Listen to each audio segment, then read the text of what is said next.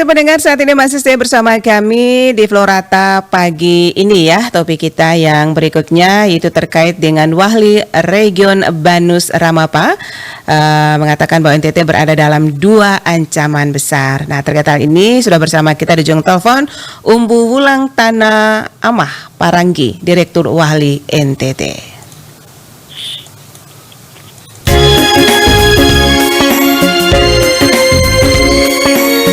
Pro 1, Kanal Inspirasi. Selamat pagi Pak Umbu. Selamat pagi. Selamat pagi. Oke, saat ini berada di tempat kerja atau bagaimana Pak Umbu? Ya, ini saya ada di pusat.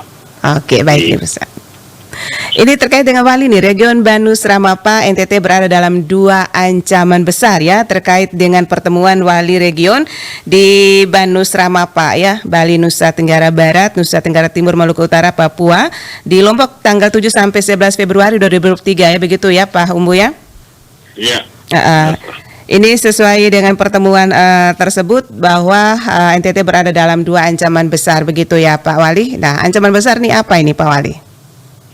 Iya, yang pertama tentu saja termasuk dengan ancaman 2 ancaman besar itu dalam kerangka satu bencana ekologis, dalam artian bahwa bencana ekologis itu kan bencana yang ditimbulkan akibat adanya campur tangan manusia dalam proses di dalamnya.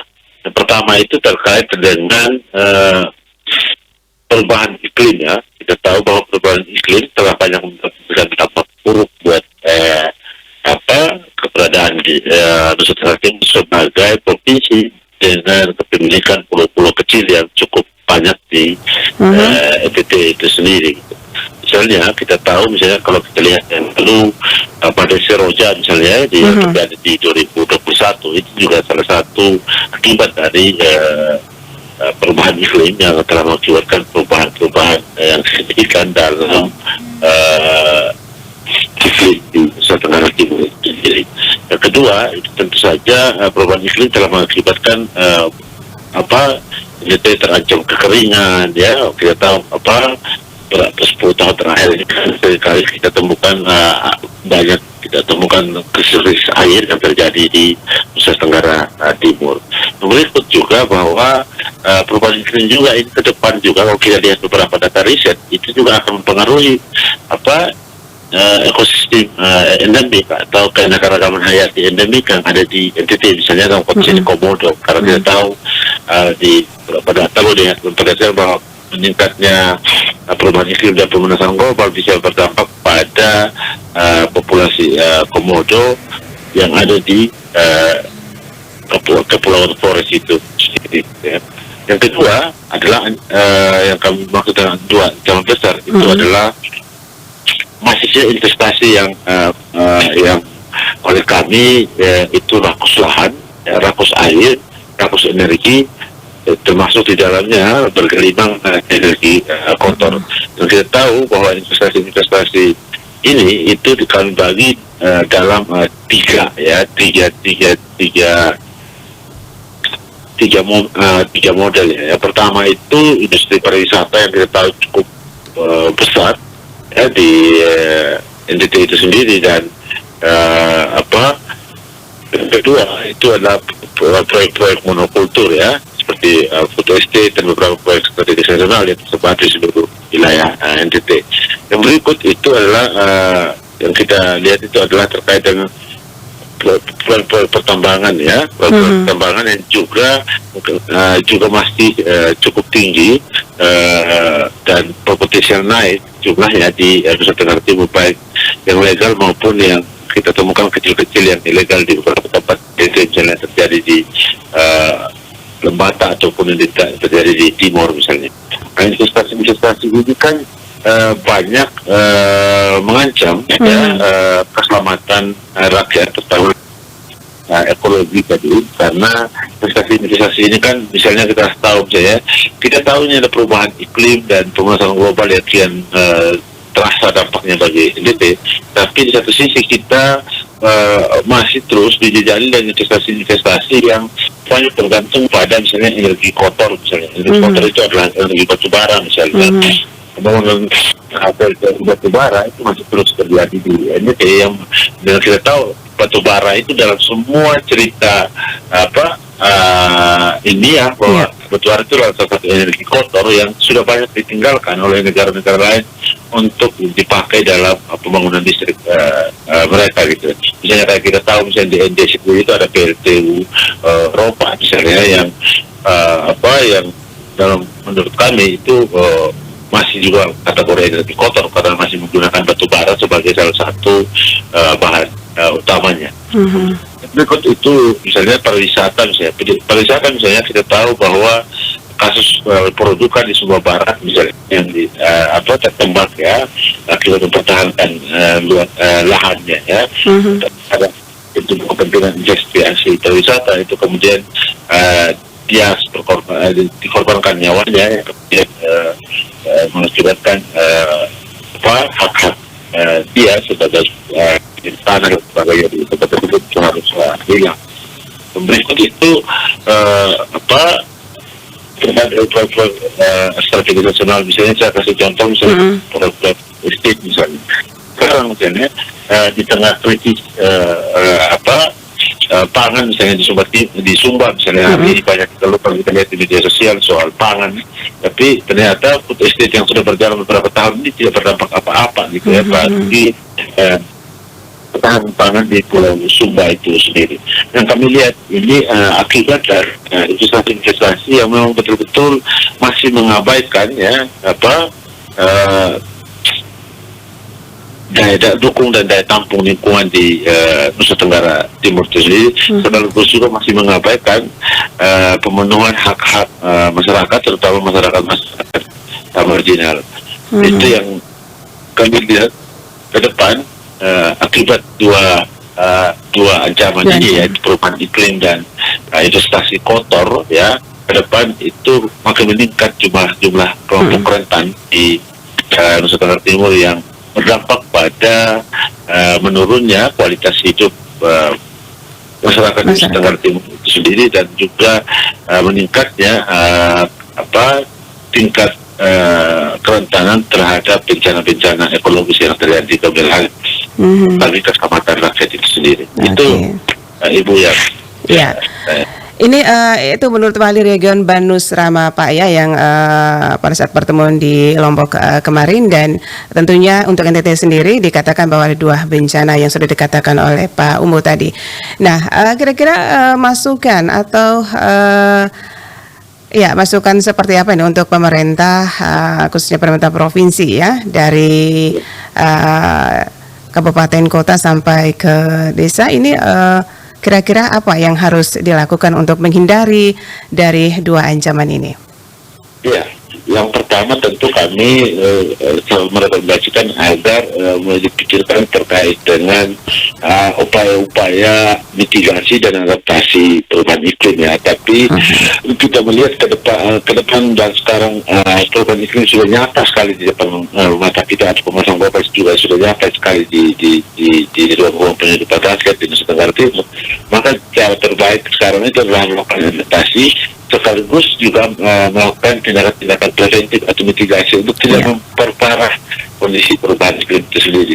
Masukan-masukannya misalnya dalam konteks ini adalah bagaimana memperkuat ya, mengadaptasi program misalnya ketahanan pangan misalnya. Kita tahu bahwa perubahan iklim pemanasan global itu salah satu mengancam ketahanan pangan. Dan berikut itu memperkuat ketahanan air. Ya, ketahanan pangan misalnya sudah mulai dipikirkan untuk memperkuat kembali atau menjadikan kembali pangan-pangan lokal di NTT yang selama ini sebenarnya sudah adaptif dengan cuaca-cuaca di NTT misalnya. Kalau kita tahu selama ini ketergantungan kita misalnya terhadap beras yang sudah sangat tinggi, itu harus mulai dikurangi dengan meningkatkan kebun-kebun rakyat di daerah yang perubahan iklim yang memang dengan sangat kuat menghadapi tantangan perubahan iklim itu sendiri. Yang berikut itu ketahanan air. Kita tahu misalnya praktek investasi, kita tahu apa misalnya saya kasih contoh industri pariwisata di Labuan Bajo misalnya.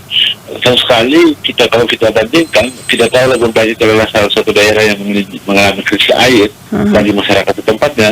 Justru malah dibangun investasi-investasi yang rakus air, dan kemudian makin terjadi konflik antara investasi pariwisata dan masyarakat dalam memperebutkan sumber daya air. Masukan kami itu adalah bagaimana memperkuat dulu kebutuhan air untuk pakai dan merupakan dia dari hak asasi.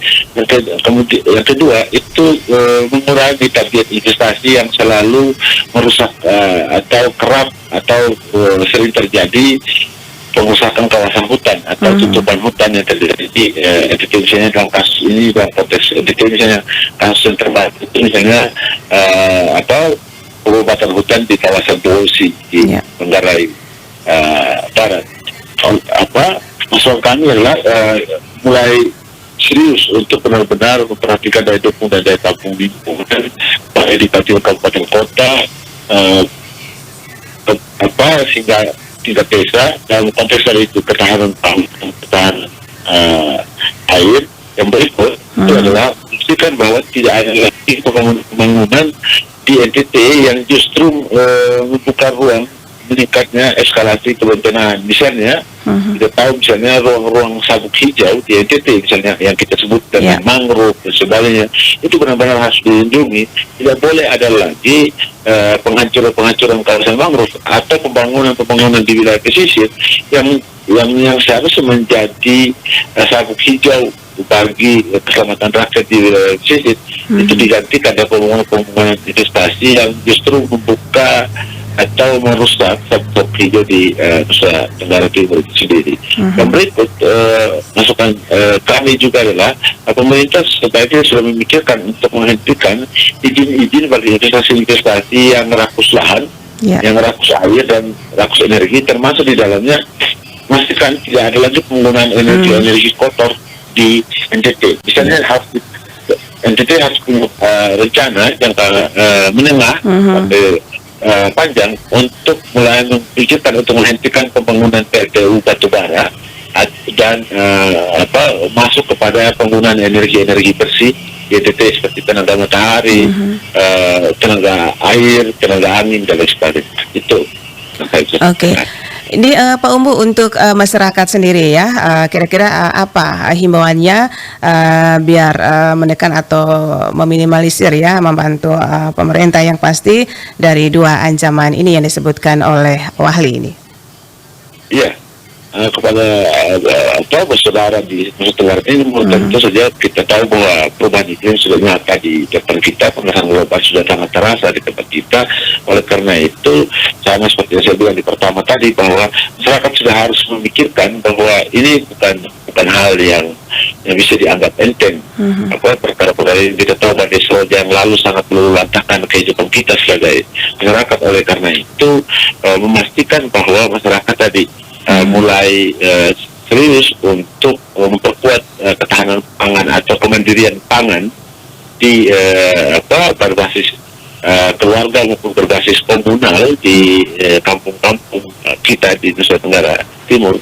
Yang kedua itu memperkuat atau melindungi kawasan-kawasan sumber-sumber air utama, termasuk di dalamnya melindungi hutan, baik itu hutan negara maupun hutan desa maupun hutan keluarga, agar lebih kuat kemampuan NTT untuk menghasilkan air dari tanah NTT ini sendiri. Yang berikut, masyarakat sudah harus berani menyampaikan pendapatnya dalam kerangka untuk mempertahankan ruang hidupnya. Masyarakat sudah harus berani untuk juga kritis terhadap pembangunan yang bisa berpotensi justru memperparah kondisi atau membuka ruang atau ancaman baru akibat praktek investasi kotor yang mengabaikan keselamatan masyarakat itu sendiri. Itu yang bisa saya sampaikan. Oke. Baik, terima kasih ya atas waktunya pagi hari ini Pak Umbu ya bersama Pro 1 RRI ND ya. Semua RRI ND. Baik, salam sukses selalu Pak Umbu. Ya, terima kasih. Pendengar Pro 1 dimanapun Anda berada, baru bersama kita Bapak Umbu Bulang Tanah Amah Paranggi, Direktur Wali NTT, terkait dengan Wali Region Banus Ramapa, mengatakan bahwa NTT berada dalam 2 ancaman besar. Dan informasi ini pendengar ya, tentu sudah kebersamaan kita pagi hari ini dengan 2 topik kami hadirkan, tapi tetap bersama kami di Florata pagi ini. Saya Nia dan juga rekan Riki masih bersama Anda hingga pukul 10 waktu Indonesia Tengah. Kita masih tersisa nanti ya, warta berita dan juga ada dialog interaktif yang akan kami hadirkan ke ruang dengar Anda. Saat ini kita jelang warta berita dari Pro 3 Jakarta pukul 8 waktu Indonesia Tengah.